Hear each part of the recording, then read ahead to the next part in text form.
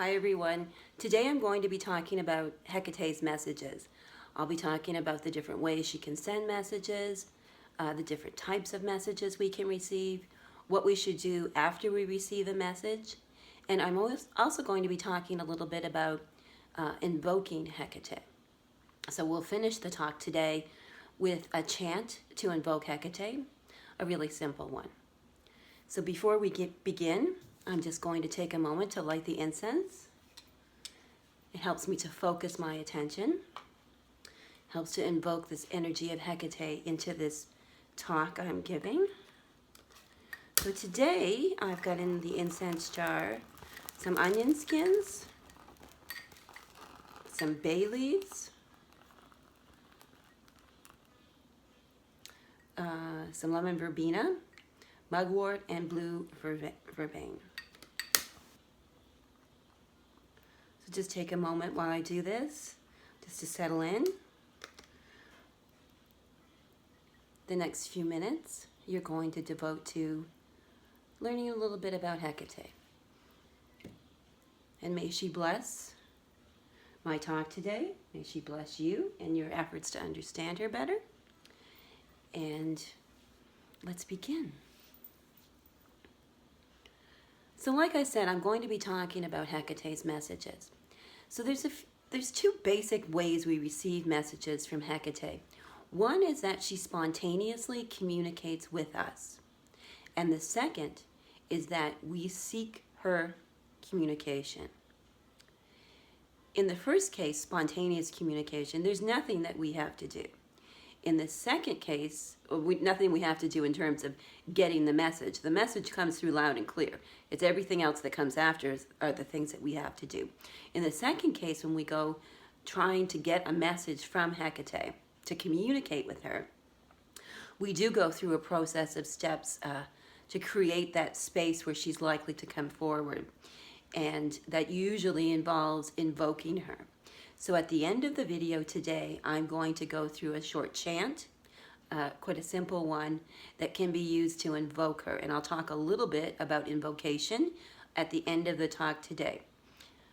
And I'll also post the invocation and the chant part in a separate video. So if you just want to watch that, you can go right to it. So let's talk initially about spontaneous communication. So with spontaneous communication, we're just going about our everyday lives, minding our own business, and all of a sudden, boom, we get this message. And this is often what happens to people that brings them to the place where they become a devotee of Hecate, is that they're going about their lives, and all of a sudden, boom, out of nowhere, there's this message. And, you know, for the first time, she comes to us. And a lot of times what I've noticed over the years is that this often happens to people who really weren't necessarily even thinking about Hecate or interested in Hecate or knew much about her. You know, I often have heard very wonderfully touching stories about people's initial callings by Hecate. I wish I had one of these kind of, you know, very profound stories. My story is a simple one. I was going through a really difficult time in my life. I was getting divorced. My father had recently passed away, and my health was really suffering. And because of all these other things, my career that I had worked so hard for was really in rough shape too. So my career at the hospital and the university were suffering. My life was a big hot mess. And one night I was folding towels, and all of a sudden I heard a voice say, "It's time." Now it was just this still, calm voice, no fanfare, no vision, no nothing. Just that, it's time. And immediately I knew that it was Hecate calling me. And at the time I knew very, very little about Hecate, except that she was a goddess of the witches. You know, I knew something because I'd been a witch and involved in pagan things for quite a long time at this point. I had an idea of who she was, or at least who I thought she was at the time. And I wasn't overly thrilled to feel like she was calling me to be her devotee at the time, because I did think she was kind of scary and creepy. But over the years, my understanding of Hecate has blossomed through scholarship and my own personal relationship with her. She can be very scary, but she's not always scary. And she almost always will be there when we need her. I think she'll always be there when we need her. She's our guide along the way. She's the universal key holder and holds all the keys to our own life as well. She's also the torch bearer. I have my torch lit on the altar today, my lamp. So she's all those things. So that's a little bit about when Hecate calls for the first time. And I did write a blog about this, and I'll put the link to that blog in the description for this video for any of you who are feeling called for the first time. In that video, I just offer some suggestions on how to process being called by Hecate for the very first time. Other ways we might receive spontaneous messages. It may be an audible kind of text message, something involving words like mine was. You may have a full vision where Hecate comes to you, beautiful Hecate comes to you and speaks words to you. You may have that happen. You may find a sign, a symbol of hers, a correspondence of hers. Black dogs are one that it's something that she uses for many people to get their attention. Also keys. I've heard lots of lovely stories about spontaneous key messages where an unexpected key shows up in someone's life and they know that that key is a message from Hecate. And you may also just have a knowing. And the knowing usually comes with something else. You know, like for me, the knowing accompanied, hearing that small voice. For other people, the black dog showing up for no reason comes with a knowing.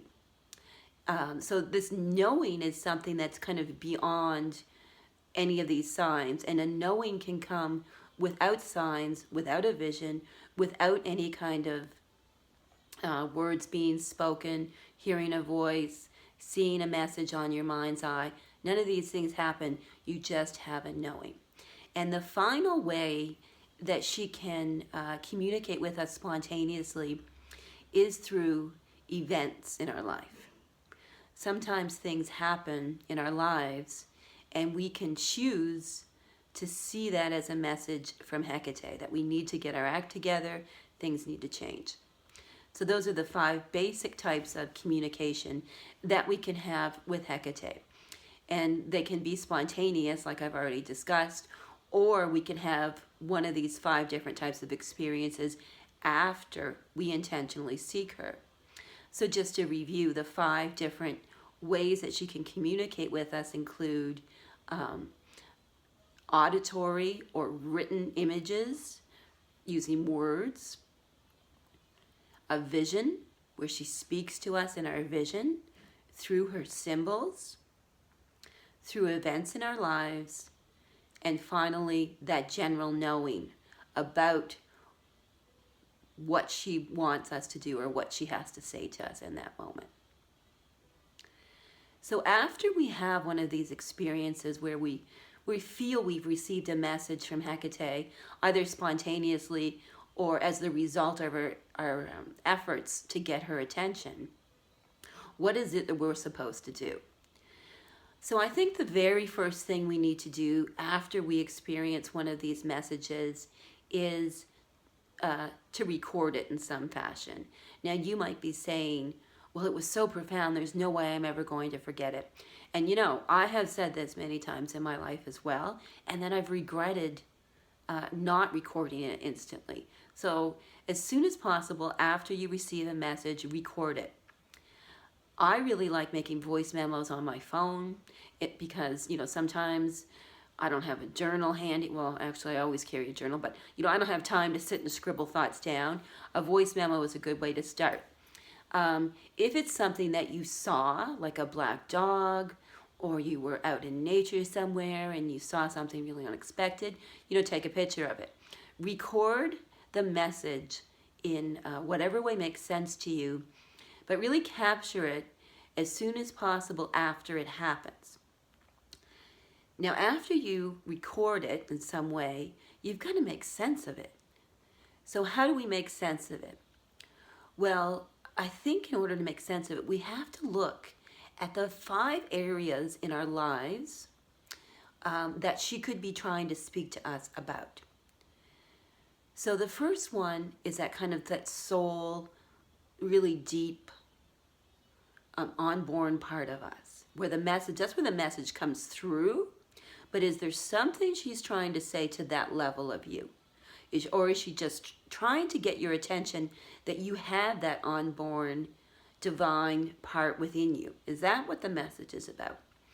The next level that the message could be functioning on is, and how we interpret the message involves ourselves as individual beings. So as individuals, we are comprised of our thoughts, our emotions, and our actions. So when you're processing the message, go through and say, what was I thinking at the time? Or what was on my mind, in the few days beforehand? What was I feeling at the time? Or what was my dominant emotion kind of going on when I received the message?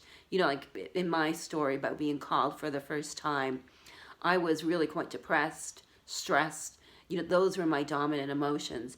And I do think that creates an energy that kind of goes out towards Hecate, where she comes to us when we're kind of in that really bad position in our lives, that we need her. She will come to us. And in our actions, what were we doing? Were we out in nature? Were we with people? Were we at a ritual? What were we doing when she came to us with that message? Had we intentionally invoked her? Or was it a spontaneous message? What was going on? The next level is by looking at the things of our lives that are external to us, but really close to us, like our most intimate relationships, our home, these really close things. What's going on there that relates to the message we've received? And then we're going to broaden out to our more kind of tertiary relationships, our workplace, if we go to school, what's going on in school, how does the message impact, or how can the message be interpreted within that broader kind of context of our lives? The next level we're going to take it to is more of our surroundings beyond what's immediately going on in our relationships, in our workplace, like our immediate environment. We're going to take it to the level beyond our immediate environment. What's going on where we live, what's going on with people who are more like acquaintances to us, that kind of broader scope. And then the final level is kind of what's going on the community-wide level. Is there something in this message that relates to that broad level? Am I being called for service? Is one example of how we could receive a message that's calling us to that broad level. And oftentimes, all 5 of these areas are interconnected. So you write it down, and then you work through these 5 areas, and you figure out what the message means. Once we figure, and sometimes, again, none of this is necessary because she speaks to you and boom, like that. You know exactly what she's saying, exactly what it means, and exactly what you should do. And now I want to talk about the doing part of things. Because when Hecate sends us the gift of one of her messages, if we receive the message and do nothing with it, then, it's for me, that's so sad. Now, obviously, sometimes in our lives, we may not be able to act on the message right away. The message itself may be the motivating force for us to get into a place in our lives where we can act on the message, if that makes sense. I hope that makes sense. So the doing part is really important. And again, go back to those 5 different areas and say, what do I need to do with this message in my life, within my own soul? How do I get to my own truth? What is it about me as an individual, my thoughts, behaviors, and actions that need to be done so I can make this message happen into the world. And then again, our close relationships, our home, and broadening it out. What is it I need to do?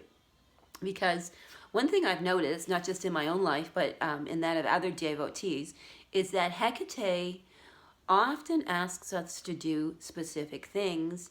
She's not going to do them for us, but she will give us messages that will help us figure out what we should be doing.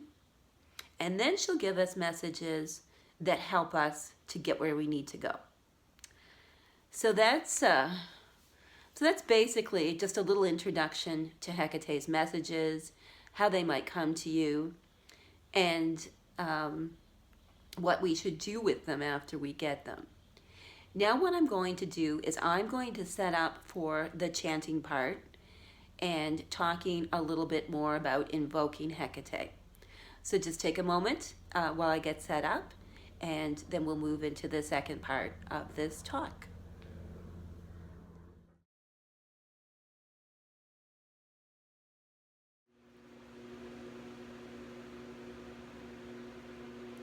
Now I'm going to be talking about how to invoke Hecate. There's many different ways to go about invoking Hecate. You can say a chant, do a ritual, create sacred space, all of these things. Usually invoking Hecate involves using words of power. Now with Hecate, we're blessed by having many ancient invocations to Hecate that are certainly powerful words. And we also have the Ephesian letters, which are sometimes used to invoke not just Hecate, but a whole host of deities. What I use now and have used for the last few years are her various epithets. So when I'm doing a working to invoke Hecate, I concentrate on specific epithets that are the energy currents that I want to connect to. Today I'm going to be using three very broad epithets of Hecate to invoke her when I do a chant in a little while. So those are those are the basic ways that we can invoke Hecate. We can create sacred space to energetically welcome her. Then we often add words, and those words can be something that we've written ourselves. They can be someone else's words, or we can be using the ancient text. The Greek magical papyri has a lot of invocations to Hecate. You can also find them in the Chaldean oracles. I always advocate for a mixture of your own work and something that's existing or something completely new, whatever makes the most sense to you. But the chant I'm going to be doing today is just a simple one. It's going to call upon three specific epithets of Hecate. Hecate Enodia, which means the way. I interpret that to mean that she is both the way and also the light along the way. So we're also going to invoke Hecate as Lampodias, the light along the way. And we're also going to invoke Hecate as Cleidokas, the universal key holder, the keeper of the keys. These three epithets combined create a powerful energy. By invoking her as keeper of the keys, we're using that to symbolically represent all her knowledge, all her mysteries. We want to bring her as the keeper of the keys into our ritual because we're hoping to receive a message from her. And those messages I represent symbolically as keys. So each message we receive to her is like she's giving us a key because it helps us open a door, a gate in our own lives. Something that we need to do. So using that key door mentality really helps me to focus my attention, and it also allows me to tap into that energy that's Hecate as the keeper of the keys. But I also want to invoke Hecate Enodia, and I want to do that because Hecate as Enodia is the way.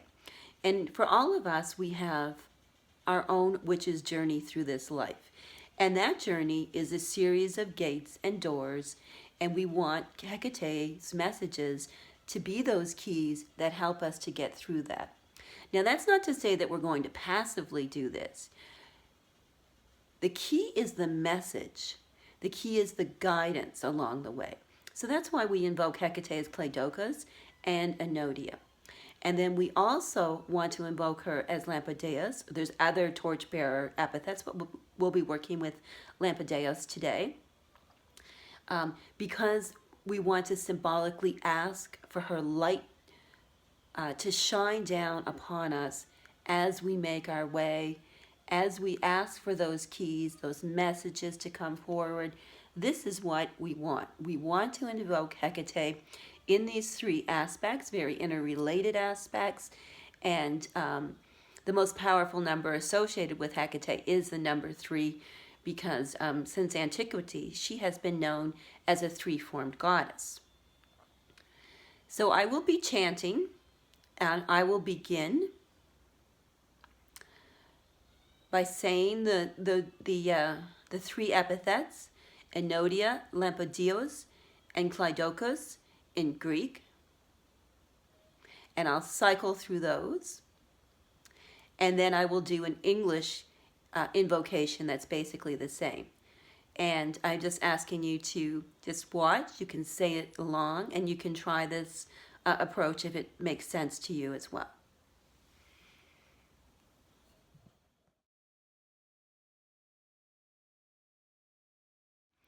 Now I'm going to move right into invoking Hecate.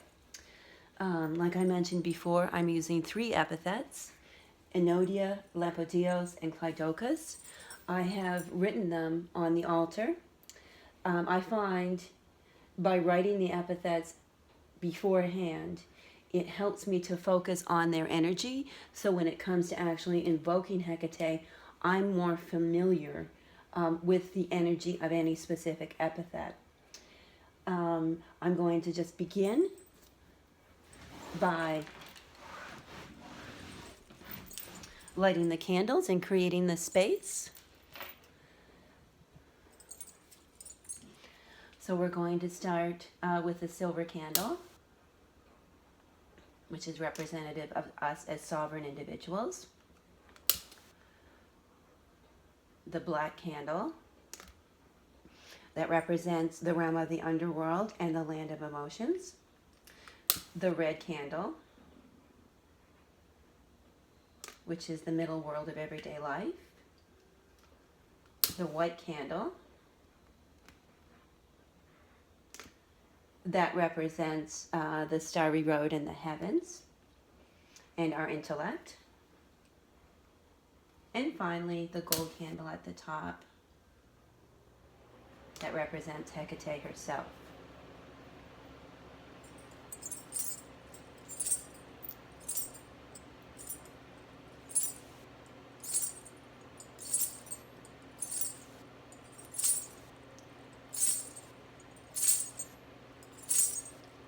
Hecate, hail Hecate, hail Hecate, hail Hecate, hail Hecate Enodia, hail Hecate Lampadios, hail Hecate Cleidokas, hail Hecate, hail Hecate, hail Hecate, hail Hecate Enodia, hail Hecate Lampadios, hail Hecate Cleidokas, hail Hecate, hail Hecate, hail Hecate, hail Hecate Enodia, hail Hecate Lampadios, hail Hecate Cleidokas, hail Hecate, hail Hecate, hail Hecate.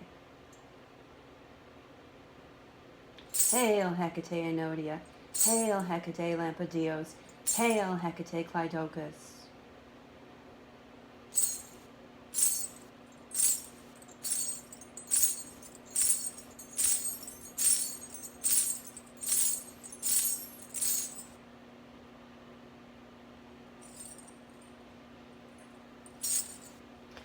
Hail Hecate of the way, hail Hecate Lampadios, the light along my way.